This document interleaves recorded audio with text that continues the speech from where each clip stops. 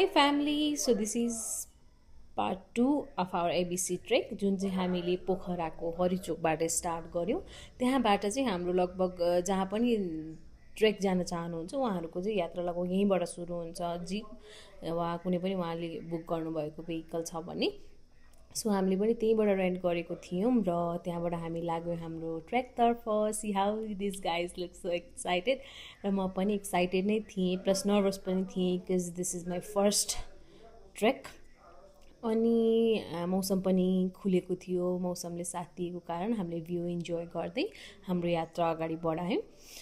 बाटोको कुरा गर्दाखेरि चाहिँ कतै कतै चाहिँ एकदम राम्रो रोड थियो, पिच रोड भन्ने, कतै चाहिँ अलिकति अफ रोडहरू बिचबिचमा खोलाहरू पनि परेको थियो। सो यात्रा गर्ने क्रममा बिचमा एक ठाउँमा रोकेर हामीले केही स्न्याक्सहरू, हरियो काँक्रो, लेजहरू यस्तै केही खायौँ। पोखराबाट हाम्रो लगभग 2-2.5 घन्टाको यात्रा थियो भ्यानमा चाहिँ। अनि त्यसपछि लास्ट स्टप हाम्रो थियो सोमरुङ, किनकि सोमरुङभन्दा अगाडि चाहिँ गाडी जानेवाला थिएन। बाटो अलिकति बिग्रिएको कारणले 1 किलोमिटर जति बिग्रिएको रोड थियो, सो त्यतिमा चाहिँ हाम्रो गाडी गएन।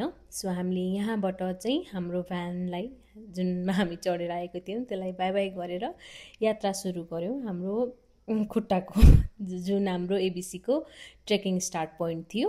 र बाटो हेर्न सक्नुहुन्छ अलिकति मडी रोड नै थियो हैन। र यहाँबाट सुरु भयो मेरो ट्रेकिङको एक्सपिरियन्स। एकैछिनमा गर्मी भएर मैले मेरो विन्ड सबै खोलिसकेको थिएँ। सो एकछिनपछि त पानी पनि पर्न सुरु भयो, जसले गर्दाखेरि अलिकति बोरिङ फिल हुन थाल्यो मलाई चाहिँ ट्रेकिङ।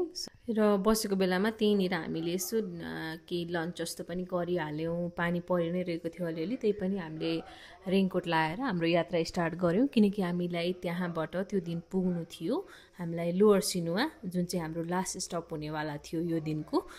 सो लगभग 4देखि 5 घन्टाको ट्रेकपछि हामी पुग्यौँ हाम्रो होटल, जुन चाहिँ थियो सिनुवामा। र यो चाहिँ रह्यो हाम्रो रुम त्यो दिनको। र त्यसपछि हामी गयौँ हाम्रो डिनरतर्फ र यो रह्यो हामी बसेको होटल। पहिलो दिन थियो ट्रेकको, सो मेरो लागि चाहिँ रमाइलो भयो। सो आजको लागि यति नै। So stay tuned for part 3। Thank you for watching.